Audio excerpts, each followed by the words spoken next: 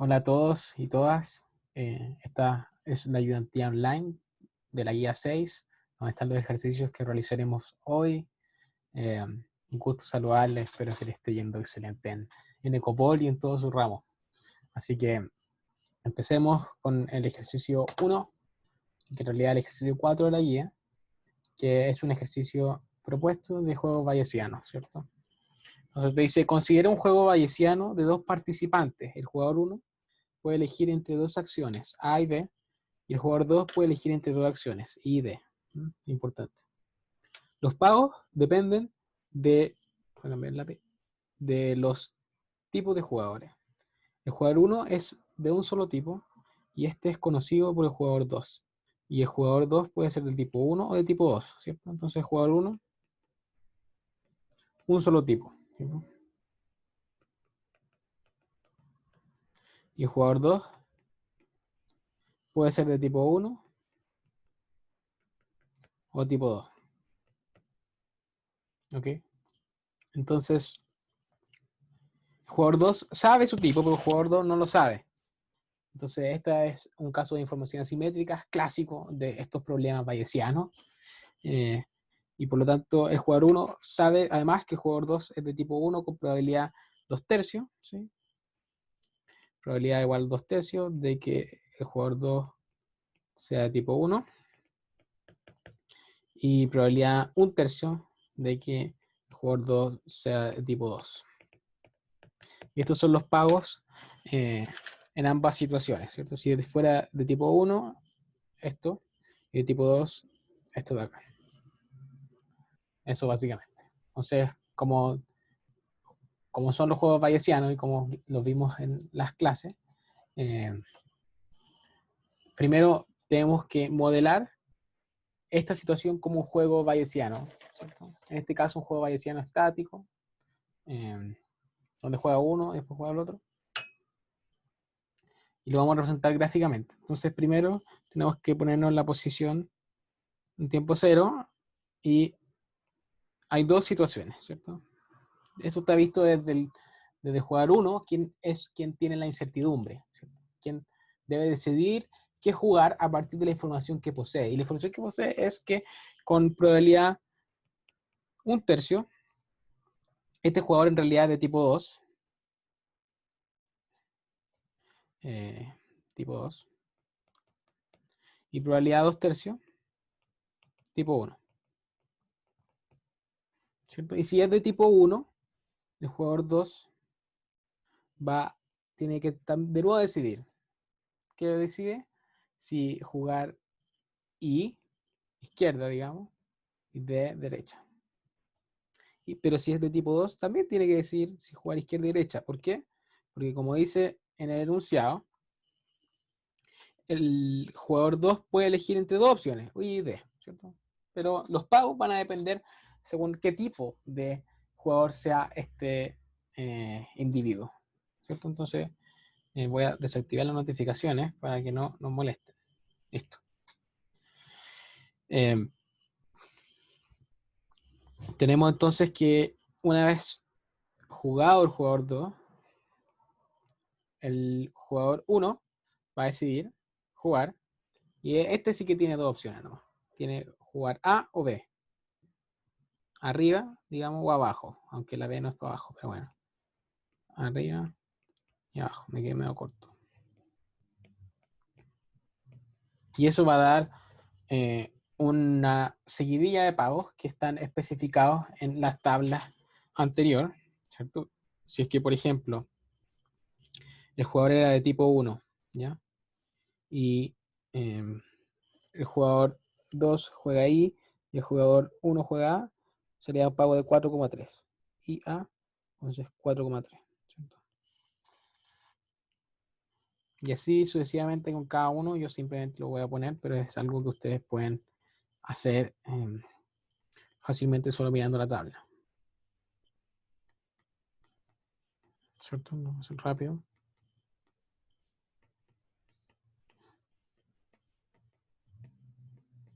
Y esto ya es todo este ejercicio, simplemente representar gráficamente la forma extensiva del juego, la forma de árbol.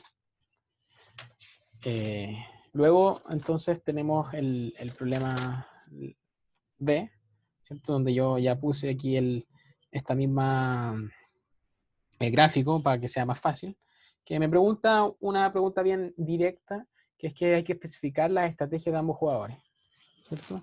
Y creo que es más o menos claro también que el jugador 1 tiene solo dos estrategias, ¿cierto? Puede jugar A o B, ¿cierto? El jugador 2, por su parte, eh, tiene más posibilidades. ¿Por qué? Porque el jugador 1 no sabe de qué tipo es él, por lo tanto, puede jugar todas las combinaciones de entre I y D, eh, dependiendo en qué tipo de jugador vaya a ser. ¿Cachai? Si es tipo 1, por ejemplo, eh, puede jugar ahí I, y tipo 2 puede jugar I de nuevo, ¿cierto? O puede ser I y D, o puede ser D I, o puede ser I I. Todas esas posibilidades están eh, en las estrategias para el jugador 2 que desconoce en este caso el jugador 1. Y esa era básicamente la respuesta a esa pregunta. Muy sencilla.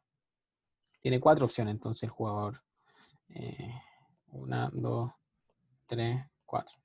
El jugador 2.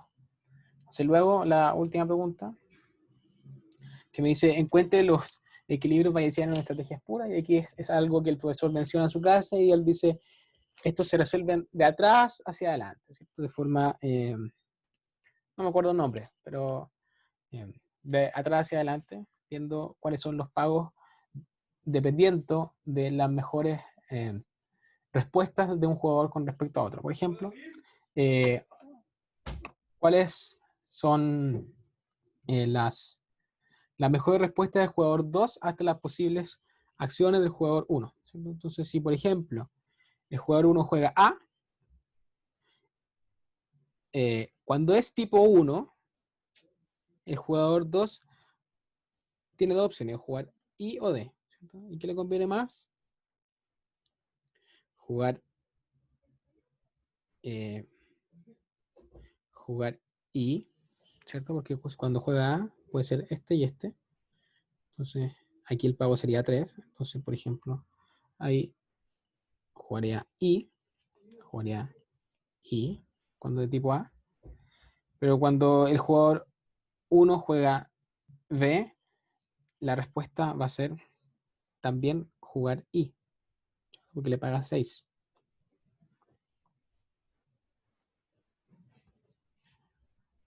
Pero si el jugador es de tipo 2, ¿cierto? Si es que el jugador 1 juega arriba, este va a jugar D, porque le paga 6. Y si el jugador juega abajo, entonces va a jugar 3, porque vemos que aquí está entre esta y esta. 3 es más que 1, bueno, siempre, o la mayoría de las veces. Entonces, tenemos que la respuesta óptima del jugador, si el jugador 1 juega A, va a ser I, D. Si 1 juega 2, va a responder I o D, dependiendo de si es tipo 1 o tipo 2. ¿Cierto? Y si 1 juega B, el jugador 2 va a jugar de nuevo I o D también. ¿Cierto? Entonces podemos decir que hay una estrategia dominante. Entonces, en ambos casos, tanto si el jugador 1 juega A o B, va a jugar o I si es de tipo 1 o D si es de tipo 2. ¿Cierto? Entonces, ahora vamos a verlo del otro lado. ¿Cierto? La mejor respuesta del jugador 1 ante posibles acciones del jugador 2. ¿Cierto?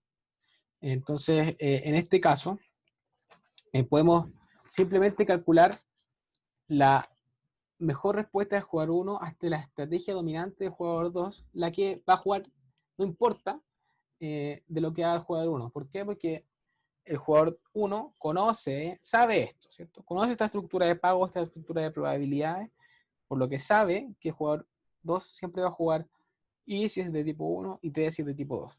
Entonces, por lo tanto, podemos calcular un, un pago esperado, ¿cierto?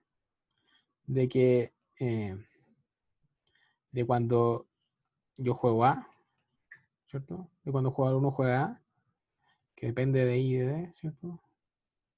Es igual a 2 tercios, es decir, la probabilidad de que el jugador sea 1, va a jugar izquierda, ¿cierto? Pero yo jugué A, entonces por 4, más un tercio por, dado que yo jugué A, ¿cierto? 1, y eso va a dar 3. Al mismo tiempo, si es que yo jugaré B, ¿cuál va a ser mi utilidad?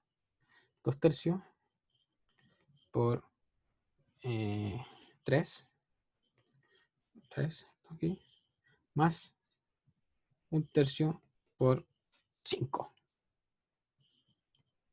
Y eso es 11 tercios, que es lo mismo que 3,66. Entonces, en este caso, en cuanto a su pago esperado, al jugador 2, o sea, perdón, al jugador 1 le va a convenir jugar B. Por lo tanto, lo que se va a jugar es B, ¿cierto? Siempre. Entonces el equilibrio bayesiano va a ser, en este caso, tanto este, es decir, B, I, o B, D. O sea, B, I, B, D. No, perdón. El equilibrio bayesiano va a ser D independiente de lo que juegue el jugador 2. ¿Cierto? Que puede jugar I o D dependiendo de o sea, siempre va a jugar ese caso, pero no tenemos certeza yo siendo jugar 1. Entonces este es el equilibrio, ¿cierto? Entonces está acá y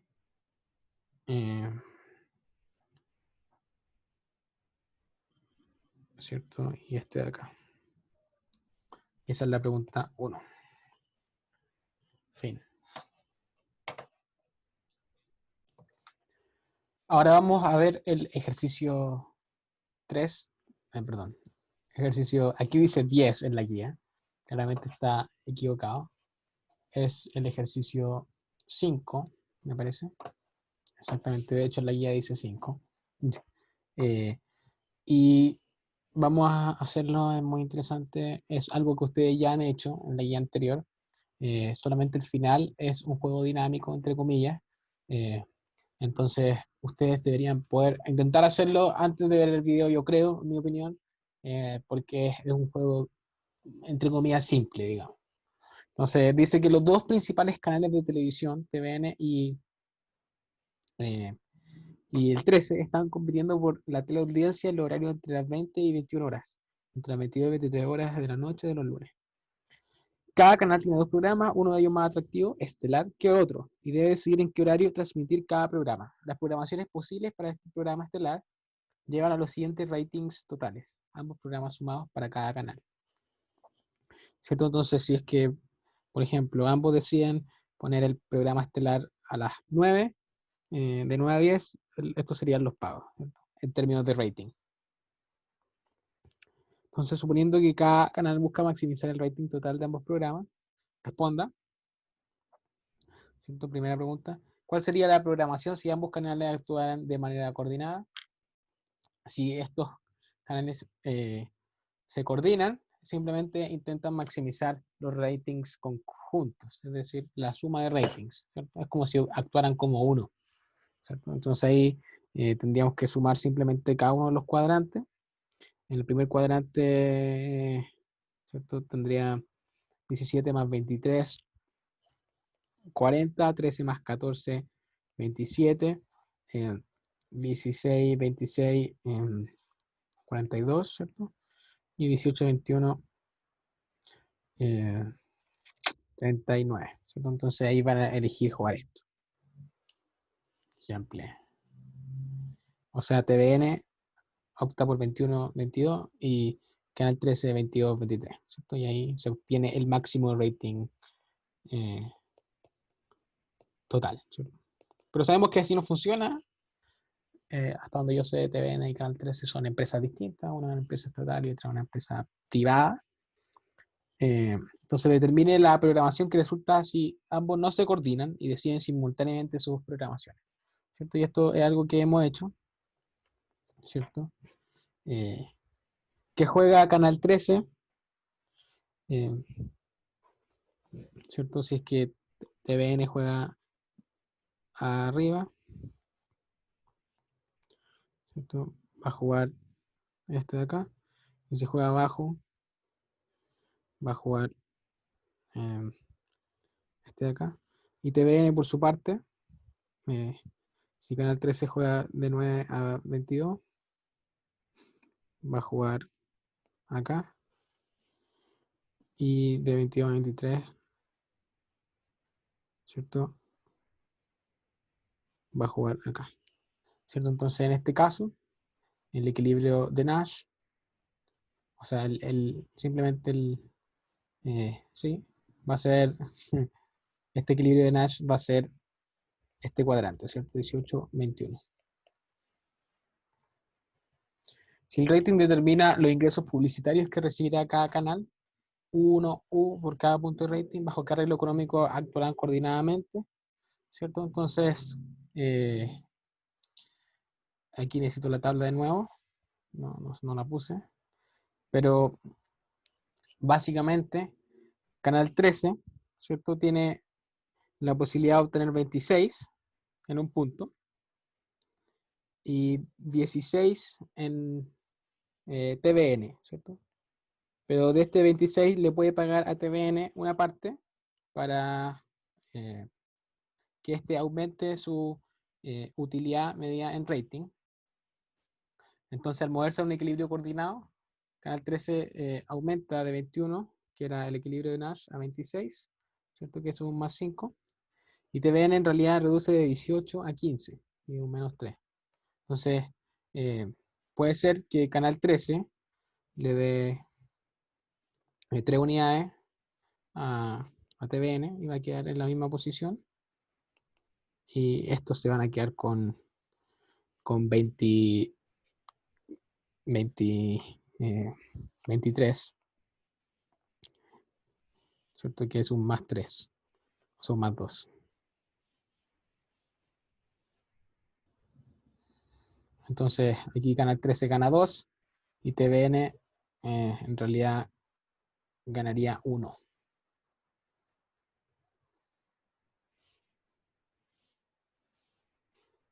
En realidad esto es 16, perdón.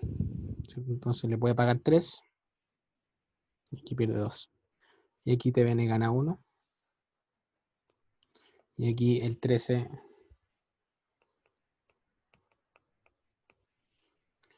gana 2, ¿cierto? Entonces un equilibrio en el cual hay un arreglo, ¿cierto? El Canal 13 puede elegir esta opción y ambos ganan. ¿Cuál es el equilibrio de Nash si TVN decía antes que Canal 13? Eso es una pregunta que, entre comillas, ya vamos a responder porque, o sea, que respondimos porque sabemos que Canal 13 va a jugar siempre, esto es una estrategia dominante, 22-23 horas.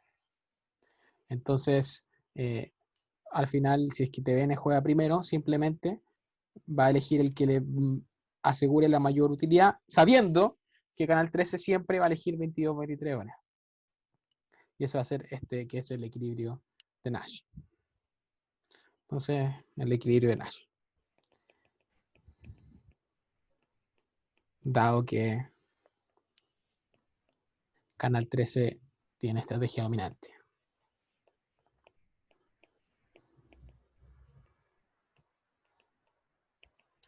Entonces, ahora vamos a seguir con la pregunta E y nos dice cuál es el equilibrio de Nash si ahora Canal 13 decía antes que TVN. Y esto no es trivial. Uy, chuta.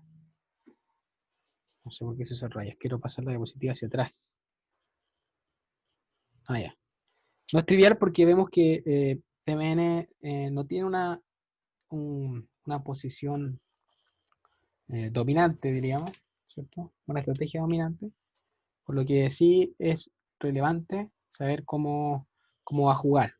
Y para eso, si es que Canal 13 decide primero, podemos simplemente hacer un juego, transformar este juego, como lo vimos ya estático, en un juego dinámico, en el cual uno juega primero y uno juega después.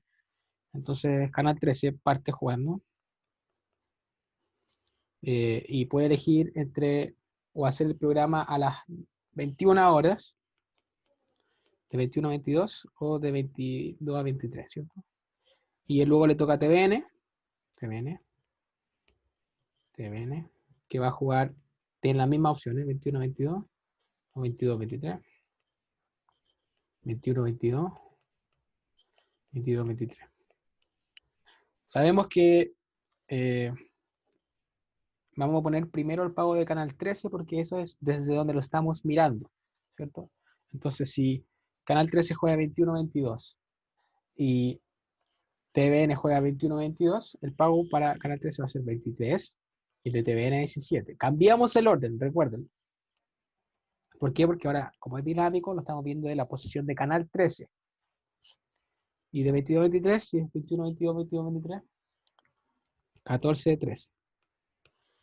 21-22, si es que Canal 3 se juega 22-23 y TVN 21-22, eso va a ser 26-16. Y si es que ambos juegan 23 horas, 21-18. Entonces, esto lo vamos a hacer como inducción hacia atrás, tal y como hicimos en ejercicio 1 y como el profesor mencionó en la clase. Vamos a partir de atrás hacia adelante viendo cómo se ajusta, cómo se va a ajustar TVN al juego del contrincante, a la mejor posición de Canal 13.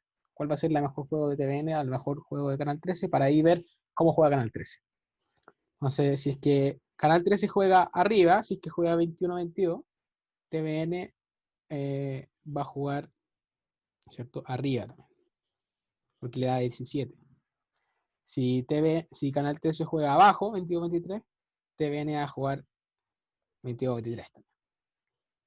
Entonces, ahora sabiendo cuáles son los juegos de TVN, eso va a jugar TVN, si es que juego o uno u otro. Canal 13 va a elegir jugar arriba. ¿Por qué? Porque 23 es mayor a 21. Simplemente por eso. ¿Cierto? Le da más utilidad. Y si juega 21-22, él sabe, Canal 13 sabe que TVN va a jugar 21-22 también. Y eso le va a dar más utilidad. Y eso simplemente, ese es el ejercicio 6, 5, no sé.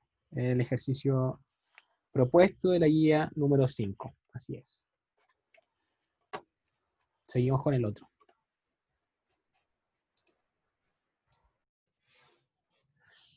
Ahora vamos a hacer el ejercicio 3 de la ayudantía, que en realidad es el ejercicio 6 de la guía, pero el 3 propuesto que estamos haciendo en esta ayudantía online. Así que vamos. Dice, considere el siguiente problema. Un empresario debe contratar a un trabajador, puede ser un corredor de bolsa, para que maneje sus inversiones de la compañía. ¿Sí? Por simplicidad, asumimos que existen dos posibles escenarios para la firma. El estado A, donde los estado A, donde los beneficios van a ser pi A igual 48, y el estado B, donde los beneficios del empresario son beneficios de B igual 8. Se sabe que si el esfuerzo es alto, si esfuerzo alto, entonces el escenario A sea con probabilidad 3 cuartos, 3 cuartos igual a la probabilidad de A, y por lo tanto un cuarto la probabilidad de B.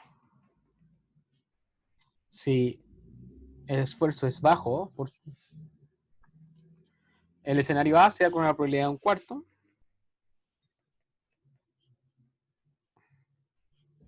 Perdón, me equivoqué. Eso es P.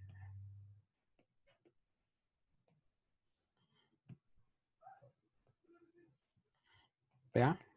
Y 3/4 P, ¿cierto? El escenario B. Entonces, me dice además que el costo de esforzarse, el que incurre el trabajador, puede ser alto. El costo, ¿cierto? A tiene un costo de 2 y B tiene un costo de 1. Por último, se sabe que la utilidad de reserva del trabajador es 1 y que su función de utilidad es esta, ¿cierto? Una función que depende de W, el salario, y de el nivel de esfuerzo. Donde, exactamente, lo que dice ahí abajito. Entonces, con estos datos vamos a ver las preguntas, ¿cierto? Primero dice, describa el problema de agencia que sea en este contexto, ¿cierto? Este es un problema típico de agencia que uno puede pensar que se da en la vida real, en lo cual donde hay un principal, en este caso el, el empresario, que contrata a un agente y que busca pagarle, ¿cierto? Según lo que este agente trabaje, ¿cierto? Según el nivel de esfuerzo que esta gente presenta al momento de trabajar. Pero muchas veces existen asimetrías de información.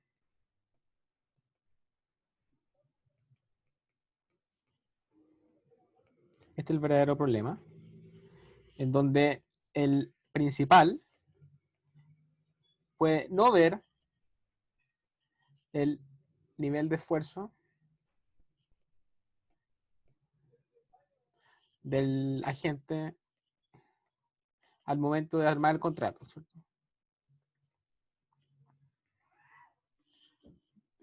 Armar el contrato. Entonces,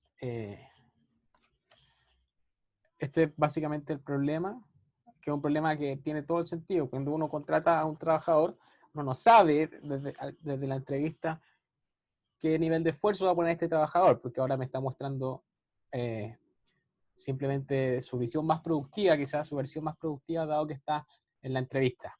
Así que es posible que este agente tenga incentivos a esforzarse menos, dadas las condiciones del contrato. Por ejemplo, si es un contrato cuyo salario sea fijo, eso genera incentivos justamente a eso, ¿cierto? Incentivo a esforzarse menos, a dar un esfuerzo bajo, ¿cierto? Y al mismo tiempo, es posible que el empresario decida pagarle de acuerdo a los resultados que éste tenga. Y eso es algo que vamos a ver en este ejercicio, pero para complementar, y algo que les va a aparecer en la pauta, es que el empresario puede decidir, puede utilizar como proxy, del, del esfuerzo, la rentabilidad. O sea, los resultados del trabajo. Y eso es básicamente la pregunta 1. Ese es el problema a grandes rasgos y es un problema de agente principal clásico que nosotros vimos en clase con el profesor Oscar. Entonces la pregunta 2 nos dice que describamos las dos condiciones que debe satisfacer el contrato óptimo, algo que también vimos en clase. Por primer, hay dos condiciones, la condición de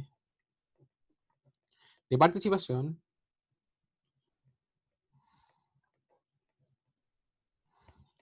y la condición de incentivos.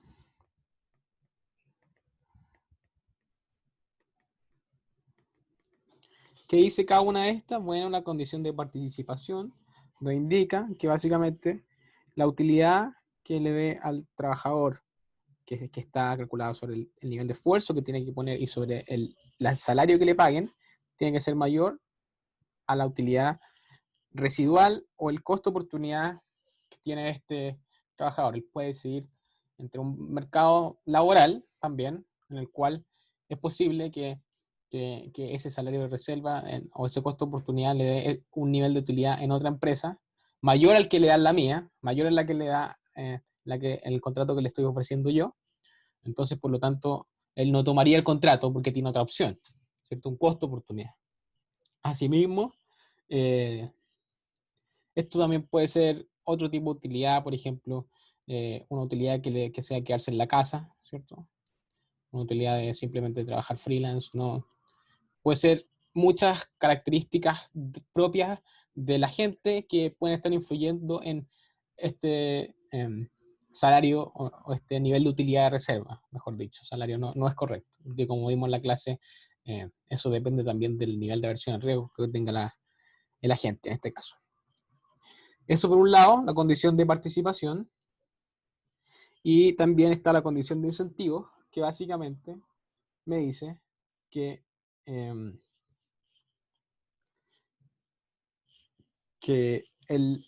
una vez que se acepte este contrato, yo como agente voy a decidir un nivel de esfuerzo que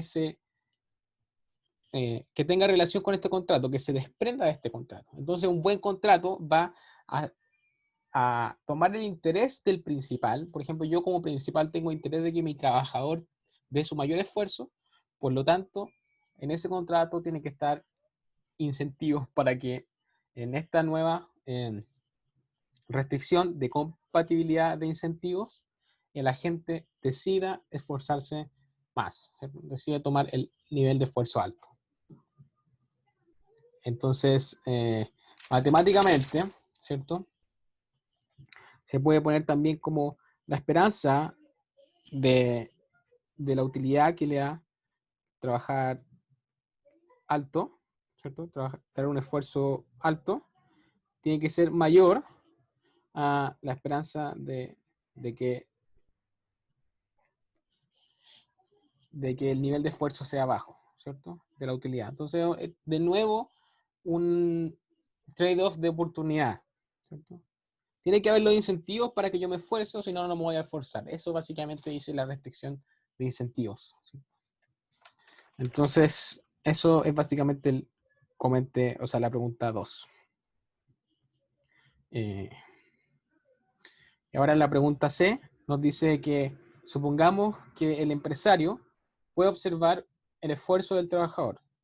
Es decir, hay información perfecta, ¿cierto? Aquí no se da el problema del que hablábamos antes, porque aquí la empresa observa el nivel de esfuerzo que le está colocando este trabajador.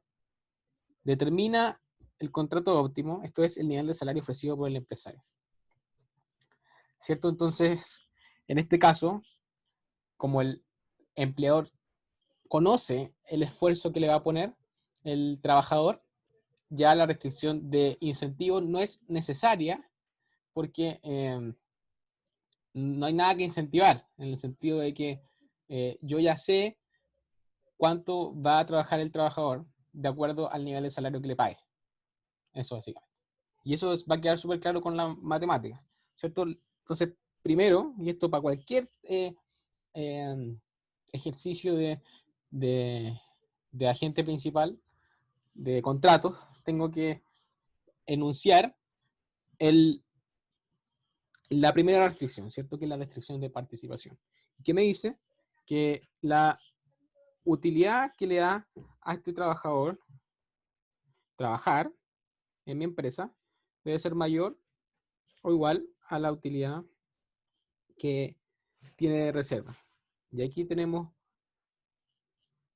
básicamente la respuesta que nosotros ahora la vamos a desarrollar, pero eh, nos va a dar un resultado bien concreto en términos de salario, porque eso es lo que te pregunta, determina el contrato óptimo, cuánto salario yo le voy a ofrecer.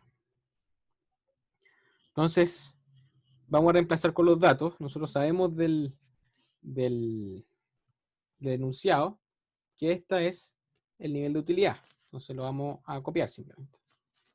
La utilidad, o sea, no, en realidad vamos a reemplazar nomás, que dice que raíz de W menos E menos 1 tiene que ser mayor o igual al salario de reserva, que es 1. O sea, la utilidad de reserva que es 1. Me confundió harto en ese concepto, pero es utilidad de reserva. ¿Cierto? Y esto si lo desarrollamos rápidamente, nos va a dar que, no sé, igual a 0.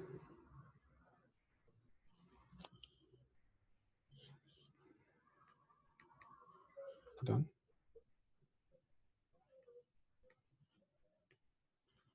Eso, el nivel de salario tiene que ser al menos el nivel de esfuerzo al cuadrado que coloca o sea, el costo de esfuerzo al cuadrado que coloca el trabajador.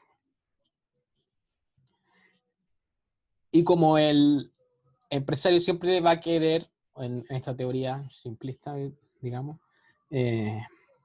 siempre va a querer pagar el mínimo, podemos asegurar que al menos, o un contrato óptimo en este caso, para el empresario va a ser pagar esta condición, ¿cierto? Que se cumpla, que sea el salario sea igual al costo de esforzarse al cuadrado, ¿ya? Este va a ser el contrato óptimo y vamos a ver entonces que dado que el empresario conoce el nivel de esfuerzo que coloca este trabajador, va a depender 100% del trabajador cuánto esforzarse, ¿cierto? Porque él va a ganar de acuerdo al nivel de esfuerzo que le ponga, digamos. Bueno, si se esfuerza más, si se esfuerza alto, gana alto, gana más, digamos. Si se esfuerza bajo, gana bajo. Entonces ahí podemos simplemente hacer esta división, ¿cierto? Si es que se esfuerza alto, su salario va a ser 2 al cuadrado, 4, ¿cierto? Y si se esfuerza bajo, va a ser 1 al cuadrado, 1, ¿cierto? Porque eso es E al cuadrado, E al cuadrado, E al cuadrado. El costo de esforzarse al cuadrado. Entonces, ¿cuánto es el óptimo para la firma? Hay que ver ahora. Creo que esa es la próxima pregunta, ¿no? Bueno, si es que queremos saber realmente cuánto va a pagarle la firma, tenemos que calcular cuál es la utilidad que le va a generar al empresario contratar a estos niveles de salario, tanto 4 como 1. Y para eso tenemos que usar estos datos de acá. Estos datos de acá. Si el esfuerzo es alto, entonces 3/4 por PA por la utilidad esperada en A, más 1/4 por la utilidad esperada en B. Entonces, si A, el nivel de beneficios, va a ser, el nivel esperado de beneficios, va a ser entonces 3/4 por 48, que es el nivel de beneficios es que el esfuerzo es alto. O sea, si es que la probabilidad, el nivel de beneficios multiplicado por la probabilidad dado que el esfuerzo es alto, más 1/4 por 8, que es la otra situación en caso de que el esfuerzo sea alto. Y eso nos va a dar 30. Y eso, perdón, hay que restarle el costo, ¿cierto? Este es el beneficio, eh, menos el costo, que es igual a 4. Este es igual a 3/4 por 48, 36 más 1/4 por 8, 38. 38 menos 4, 34. Este es el verdadero beneficio después de haber pagado el salario del trabajador en caso de que el esfuerzo sea alto, es decir, en caso de que el salario que pague sea igual a 4. Pero si el esfuerzo es bajo, es decir, el salario que paga es igual a 1, los beneficios esperados van a ser igual a lo mismo pero al revés, 1/4 por 48 más 3/4 por 8, ¿cierto? Esto es 12 más 6, 18, menos el salario que le paga, esto es 17. Vemos entonces que el nivel de contrato óptimo para esta empresa va a ser pagarle 4, porque esto le brinda un beneficio después de haberle pagado el salario al trabajador de 34. Cualquier duda al mail, insisto. Bueno, seguimos entonces con la pregunta D, que nos indica que supongamos que el empresario no puede observar directamente el esfuerzo del trabajador, lo cual es totalmente creíble en un contexto real, y por ende le paga de acuerdo a los resultados que obtenga la empresa. Encuentra el contrato óptimo bajo información imperfecta. ¿Cierto? Y lo primero que hay que decir es que en este caso de información asimétrica, el salario va a estar vinculado directamente a los resultados que tenga la empresa, por lo tanto, se pagará WA si es que el salario es, si es que a la empresa le va bien, y se le pagará WB si es que a la empresa le va mal, es decir, obtiene el resultado B. Por lo tanto, al empresario le conviene que el trabajador se esfuerce más y por lo tanto ambas condiciones, tanto la condición de participación como la condición de incentivo van a ser necesarias, ya que este incentivo debe en cierta forma motivar a este trabajador a producir más y por lo tanto tener mayor salario, ¿cierto? Pero esto no es evidente como en el ejercicio anterior, en donde el esfuerzo era conocido, ¿cierto? Aquí es un incentivo que debe existir. Entonces, la condición de participación esta vez no es del todo clara. Uy, no funciona el lápiz. Por lo que hay una esperanza de utilidad esperada. No, no funciona el lápiz. Vamos a ponerlo en azul ahora. Esperanza de la utilidad esperada, que depende de, o sea, de la esperanza de la utilidad, que va a depender si es que el ingreso de la empresa es alto o bajo. Y en un escenario en el cual al empresario le conviene que sea alto, nos vamos a poner en el mejor lugar, es decir, 3/4, porque la utilidad del salario alto y esfuerzo alto, más 1/4 por la utilidad de que el salario sea bajo y el esfuerzo también sea alto, ¿cierto? ¿Por qué? Porque si el trabajador trabaja más, o sea, se esfuerza, tiene un esfuerzo alto, no es claro tampoco que les vayan a pagar el salario alto, ¿cierto? ¿Por qué? Porque sabemos que esto va a depender del nivel de ingresos, o sea, cómo le vaya a la empresa ese mes, y eso con probabilidad 3/4 va a ser el caso A y con probabilidad 1/4 va a ser el caso B. Entonces, esto lo podemos expresar como está en el enunciado. Así, ¿cierto? Esto mismo. Porque la utilidad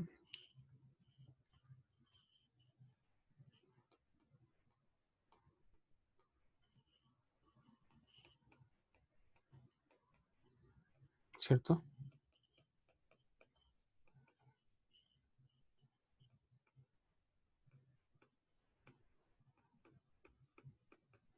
Y esto que tiene que ser igual a, perdón, tiene que ser mayor por la condición de participación a 1. que es la utilidad de reserva.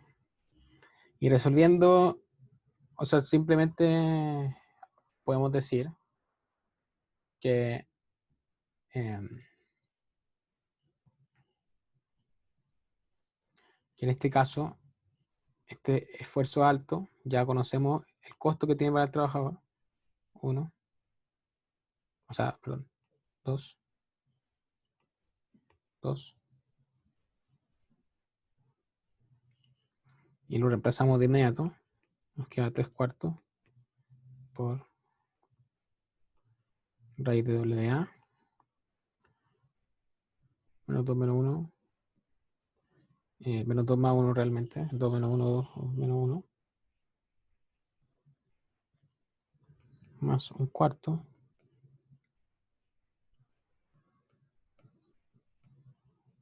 menos 1 también, mayor a 1. Esa es la condición de participación. Y esto lo vamos a reducir lo más posible, ¿cierto? Y ahora que ya, como vimos en el ejercicio anterior, esto lo podemos hacer como una igualdad, porque el salario lo va a escoger el empresario en el punto, en el margen, es decir, cuando ya recién alcanza a cumplir el incentivo de participación, porque no tiene incentivo a pagarle más, porque quiere pagarle lo menos posible, porque de esa forma reduce sus costos. Entonces, podemos hacer, vamos a multiplicar todo por 4, a ambos lados, ¿cierto? Por 4. Nos va a quedar 3, voy a menos 1, más W menos 1, igual a 4, ¿cierto? Y aquí vamos a simplemente sacar los números que están al interior, para dejar en una forma más reducida posible. Y nos va a quedar una relación entre WA y WB, ¿cierto? Aquí en este caso no va a ser directo como quedaba en el caso anterior donde conocíamos el nivel de esfuerzo que ponía el trabajador,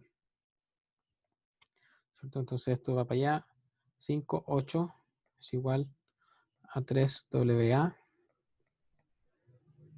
más WB. Y esta es la forma más reducida que me quedó esta restricción. Y ahora vamos a hacer un sistema de ecuaciones con la restricción 2. Uy, no quedan páginas. ¿Sí quedan? Sí, sí quedan. No sé cómo pasar la diapositiva.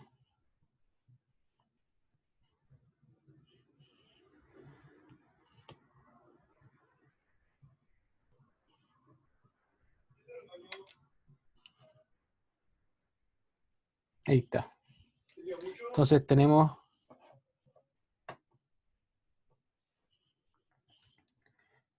que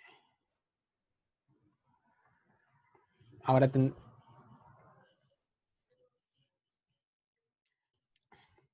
la restricción de incentivos que nos dice que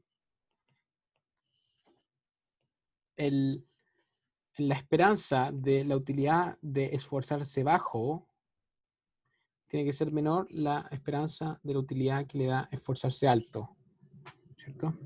Y esta es una restricción que está activa en esta situación porque, como sabemos, no conocemos, el empresario no conoce el nivel de esfuerzo que coloca este trabajador, pero sí, él quiere que este trabajador dé el mayor esfuerzo, por lo tanto, la utilidad que le dé trabajar más tiene que ser mayor, obviamente, que la de trabajar menos, ¿cierto? Entonces nosotros podemos saber, de acuerdo a lo que indica el enunciado, que esta esperanza de trabajar menos se puede enunciar de la siguiente forma, ¿cierto? Porque cuando él trabaja menos, la probabilidad de que sea el escenario bueno es 1/4, es decir, que le paguen el salario alto, ¿cierto? Dado que él trabajo dio un esfuerzo bajo y más 3/4 por la probabilidad de que en realidad le paguen un salario bajo, dado que trabajó menos. Y eso tiene que ser menor por esta restricción de participación a la situación, es decir, la utilidad esperada de haber trabajado harto. Es decir, si trabajó harto, en realidad en probabilidad 3/4 va a recibir el ingreso alto menos el esfuerzo que el trabajador puso en trabajar más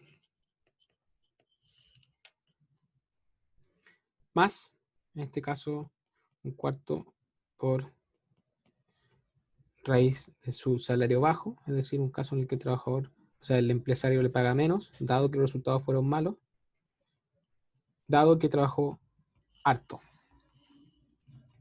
Entonces, en esta situación, nosotros vamos a tener esta nueva ecuación, la cual, complementada con la ecuación que ya obtuvimos del ejercicio A, nos va a dar un sistema de ecuaciones o una forma para reemplazar una en otra, y nos va a dar un nivel de salario óptimo para este contrato y que el empresario le va a querer pagar y que va a tener tanto la condición de incentivos como la condición de participación para que el trabajador participe. Entonces, para facilitar todo, vamos a hacer dos arreglos, o sea, no dos arreglos literalmente, vamos a reemplazar primero el costo de esforzarse, que sabemos que es 1 cuando el esfuerzo es bajo, por el enunciado, y es 2 cuando el esfuerzo es alto, que además vamos a multiplicar a ambos lados por 4, ¿cierto? Esto sabemos que, pese a que la restricción de participación es una desigualdad, el empresario, dado que está siempre minimizando costos, va a hacer de esta restricción en realidad una igualdad. Por lo tanto, podemos multiplicar libremente a ambos lados y hacer todo lo que una ecuación simple se puede hacer, ¿cierto? Entonces, dado que multiplicamos por 4 en ambos lados y reemplazamos, nos va a quedar lo siguiente. Raíz de WA, ¿cierto? Menos 0, en este caso, más 3 por raíz de W, menos 0, de nuevo. Y esto va a ser igual a 3 por 3 raíz de WA, menos 3, ¿cierto? Porque esto es 2 menos 1, 1 por 3 menos 3, más, ¿qué hice? Raíz de W menos 1. ¿Está claro esa matemática? Entonces esto vamos a reducirlo simplemente. Raíz de WA más 3 raíz de W va a ser igual a 3 raíz de WA más W menos 4. Y aquí simplemente pasamos de un lado a otro. Nos queda que 2 raíz de W va a ser igual a 2 raíz de WA menos 4. Y esto lo podemos simplificar por un medio. Nos queda raíz de W es igual a raíz de WA menos 2. ¿Cierto? Y aquí tenemos esta que es la ecuación 2, digamos, y esta que es la ecuación 1. ¿Cierto? Y aquí tenemos un sistema de ecuaciones más o menos armado, ¿cierto? Que lo vamos a hacer en la siguiente página. Vamos a copiar esto acá. 3WA más WB de 1